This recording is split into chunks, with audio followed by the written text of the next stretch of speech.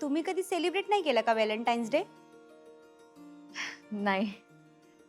का भाऊजी तुम्हाला कधी कुठे घेऊन नाही गेले का? काय झालं वहिनी? मी भाऊजींचं नाव घेतलं आणि तुम्ही गप्प झालात.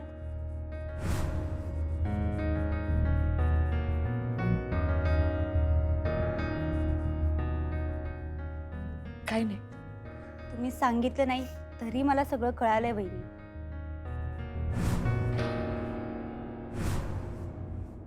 तुम्हाला कळलंय म्हणजे कुणी सांगितलं? भाऊजी सकाळी घरी आले होते. त्यांना ओमकारकडनं कळालं की तुम्ही आमच्याकडे राहिला होतात. त्यामुळे माझे आभार मानायला आले होते ते. आभार मानायला? कशाबद्दल? ते मला काय माहित नाही. ते मला म्हणाले की काल रात्री तुमच्या घरीही कोणी नव्हतं. त्यांना फार टेन्शन आलं होतं की तुम्ही कुठे राहणार. आणि नेमकं हे सगळं झाल्यामुळे ते माझे आभार मानायला आले होते. अच्छा. पण म्हणजे हे सगळं तुम्ही प्लॅन केलं होतं का? नाही वहिनी, असं काही नाहीये. प्लॅन प्लॅन कसला? म्हणजे तुम्हाला काय म्हणायचंय? मी चक्कर येण्याचं नाटक केलं, आजारी पडण्याची ऍक्टिंग केली मी, असं वाटतंय तुम्हाला? नाही नाही नाही, असं नाही. म्हणजे असं जस्ट वाटून गेलं मला. सॉरी सॉरी सॉरी, खरंच सॉरी. मला असं नव्हतं म्हणायचं. त्यांनी मला सगळं सांगितलं, काय काय झालं ते. खरं तर मला शंका येत होती, म्हणून मी तुम्हाला सारखी म्हणत होते की त्यांना फोन करा, त्यांना बोलवून घ्या. पण तुम्ही सारखं टाळत होता. आणि सकाळी मी तुम्हाला म्हटले की त्यांना फोन करा, तेव्हाही तुम्ही टाळलत. आणि तेव्हाच मला थोडा डाऊट आला. पण म्हटलं उगीच कशाला विचारायचं ना, म्हणून नाही विचारलं मी. अधिपती भाऊजींनी मला सगळं सांगितलं काय झालं ते. खरंच त्यांनाही खूप वाईट वाटतंय हो. तुम्ही पण त्यांच्याविषयी मनात राग धरू नका.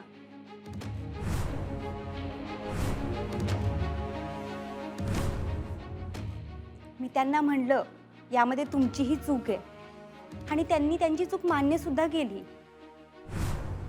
आणि त्यांनी जे मला सांगितलं त्यामध्ये मला वाटतं की तुमची पण थोडीफार चूक आहे. आणि जेव्हा दोघंही चुकतात ना, तेव्हा एकमेकांना माफ करून मोकळं व्हायचं वहिनी. उगाच कशाला ओझं मनावर ठेवायचं, नाही का? बरं वहिनी, तुम्ही काय घेणार? कोल्ड्रिंक, कॉफी का ज्यूस घेता? सूप ऑर्डर करू का? नाहीतर वेटर वेटर कुठे गेले इथले सगळे? वहिनी, मी ऑर्डर देऊन येते, 1 मिनिटात आली.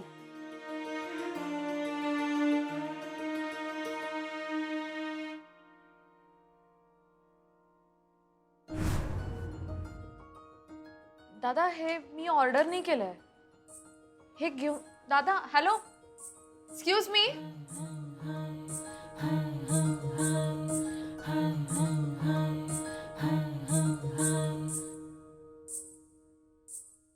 माझ्या आवडीच्या गोष्टी कोणी ऑर्डर केल्या?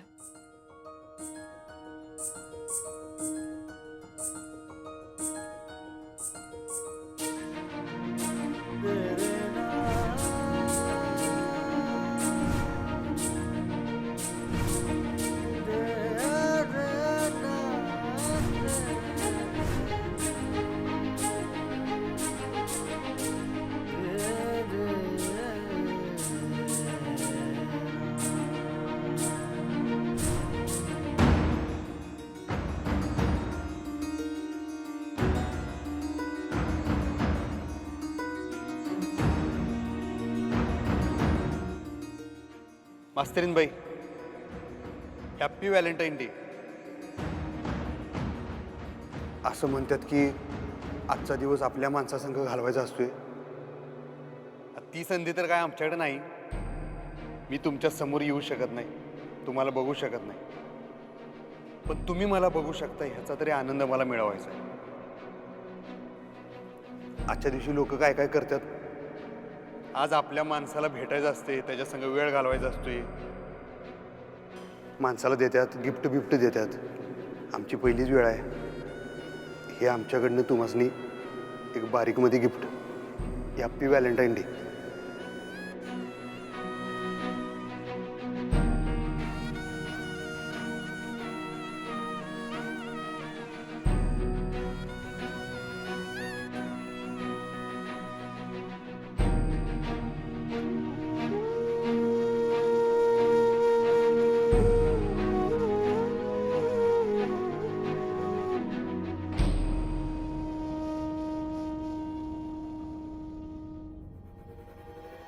काय वहिनी, कसं वाटलं सरप्राईज?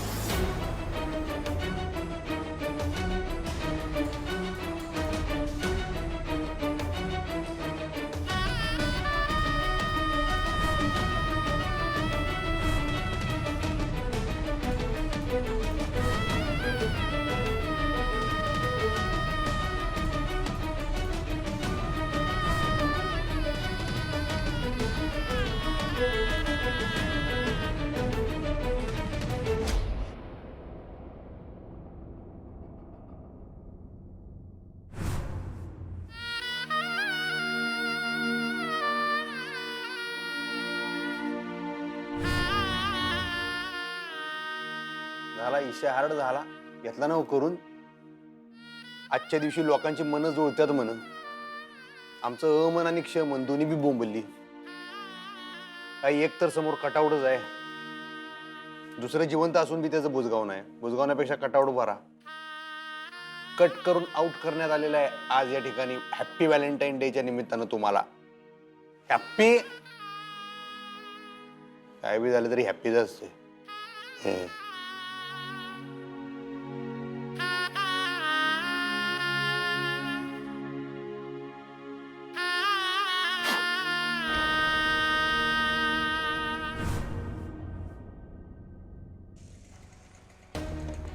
वहिनी, वहिनी, अहो वहिनी, अहो काय वहिनी हे सगळं?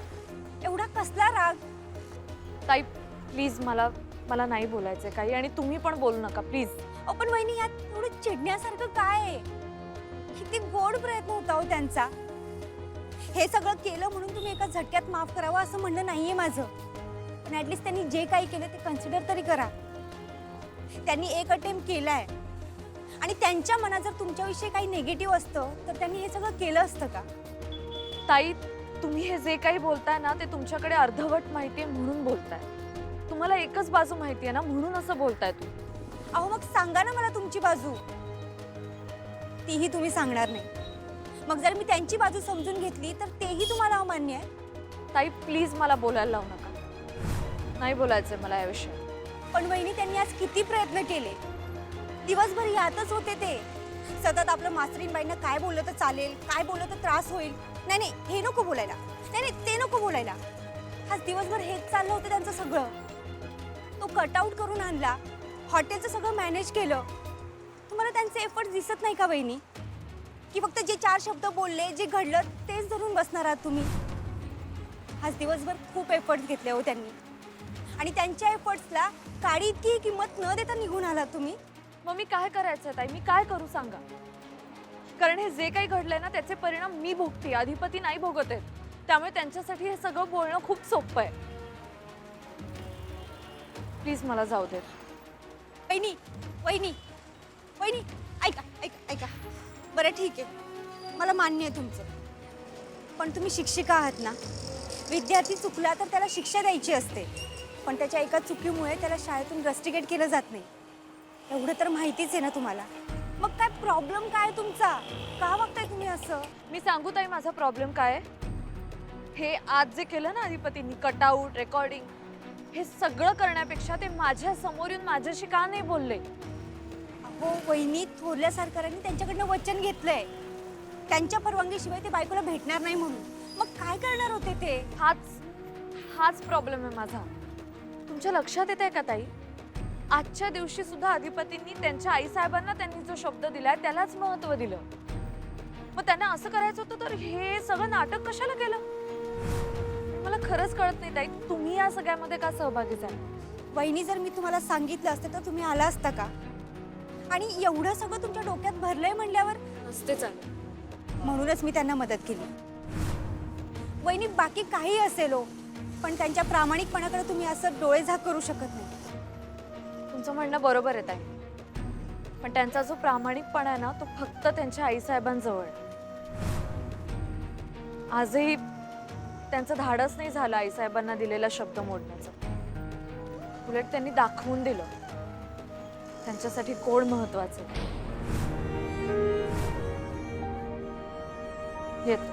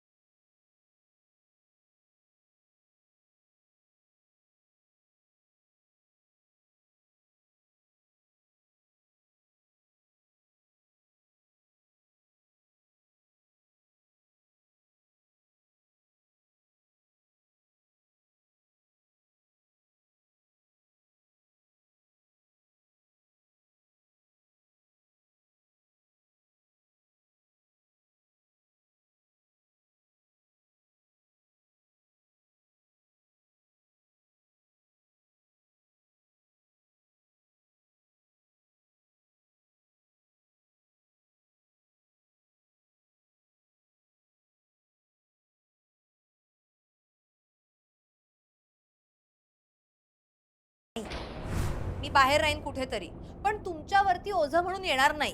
ए काय बोलते ग तू? ओझं काय ओझं? हे बघ, जन्म दिलाय आम्ही तुम्हाला.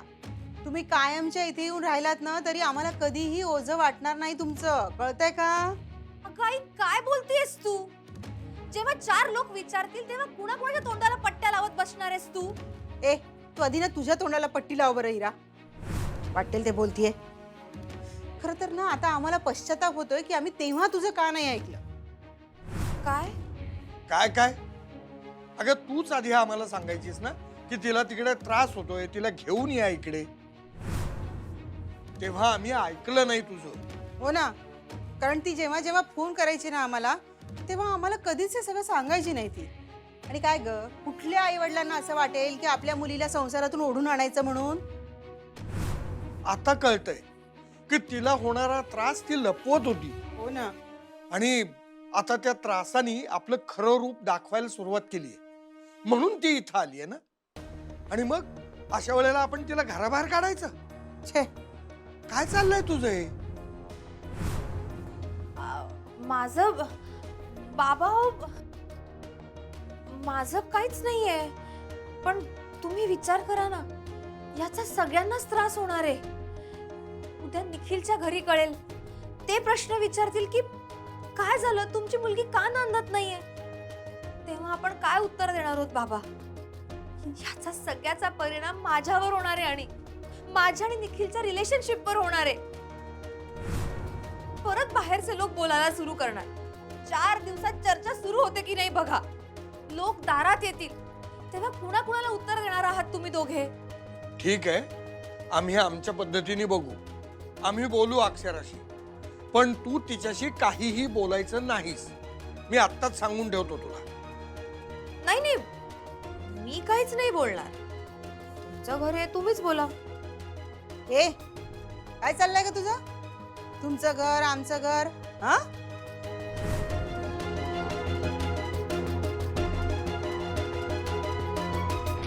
जा बाबा, घेऊन जा.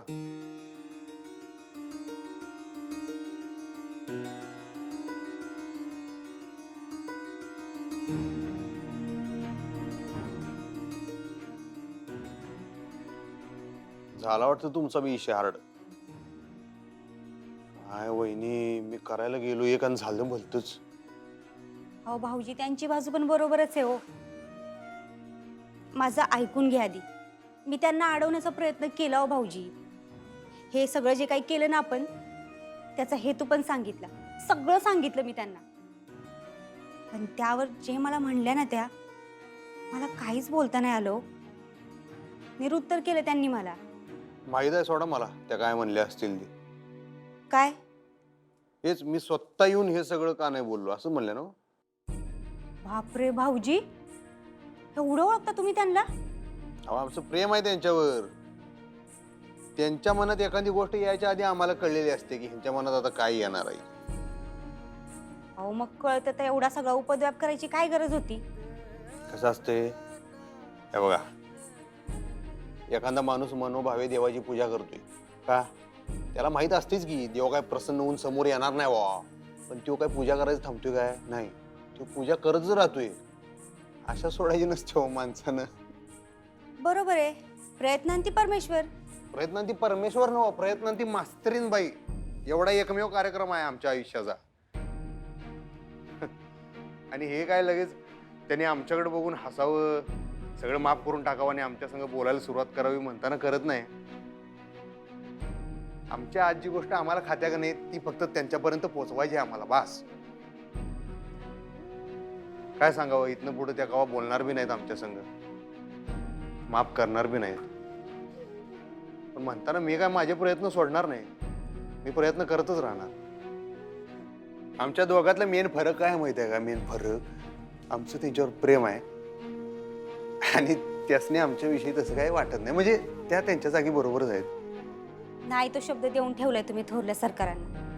नाही असं नाही, ते बी त्यावेळी बरोबरच होतो. आमच्या आई साहेबांवर विश्वास होता म्हणताना शब्द दिला आणि विश्वास आहे आणि असणार इथनं पुढे. बरं भाऊजी, मला सांगा, तुम्ही नेमका काय शब्द दिलाय त्यांना? म्हणजे काय, कसं झालं ते? काय ना हो, ते सगळं झालं का नाही त्या दिवशी मास्तरीनबाई गेल्या त्याच्यानंतर माझं आणि आईसाहेबांचं बोलणं झालं तेव्हा आईसाहेबांनी सगळं मला समजून सांगितलं का बाबा त्यांनी हे असं का केलं. तोच सगळा विषय म्हणजे त्यांची पण भीती त्यांच्या जागी बरोबर आहे. आमच्या आईसाहेबांना जे वाटतंय ना त्यांच्या जागी बरोबर आहे कारण मास्तरीनबाई वागल्याच तसं नाही वागायला पाहिजे होतं मास्तरीनबाईंनी. त्यावेळी त्यांनी मग आमच्याकडनं शब्द घेतला म्हणल्या वचन द्या की आमच्या परवानगीशिवाय तुम्ही तुमच्या बायकोला भेटणार नाही. अच्छा बरं तुम्ही शांत व्हा आधी आणि बसा बरं बसा बसा. मला सांगा तुम्ही हा शब्द दिला ना त्यांना. म्हणजे असं काय विचारायला मला कळलं नाही. अहो म्हणजे तुम्ही तुमच्या बायकोला भेटणार नाही असाच शब्द दिला ना तुम्ही.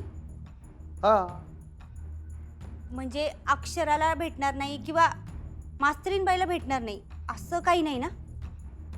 बायकोच ना. वकिलावानी तुम्ही आता काय खोदून खोदून विचारायला लागलाय. एक्झॅक्टली. तुम्ही जर बायकोला भेटणार नाही असाच शब्द दिला असेल ना तर मग सोपं आहे काम. म्हणजे नका भेटू तुमच्या बायकोला. अहो अक्षराला तर भेटू शकता ना. हा अहो, त्या दोघी काही वेगळ्या आहेत होय. एक्झॅक्टली. का नसू शकतात. तसंही त्यांचं तुमच्यावर प्रेम नाहीच आहे. वेगळ्या कुठल्या तरी नात्याने तर भेटूच शकता ना. वेगळ्या नात्याने म्हणजे वेगळ्या नात्याने म्हणजे ते मला आता काय सांगता येणार नाही पण तुम्ही अशी काहीतरी युक्ती लढवा की तुम्ही वहिनींना पण भेटाल आणि थोरल्या सरकारांचा शब्दही मोडणार नाही. बायकोला आणि कसल्या वेगळ्या नात्याने भेटणार.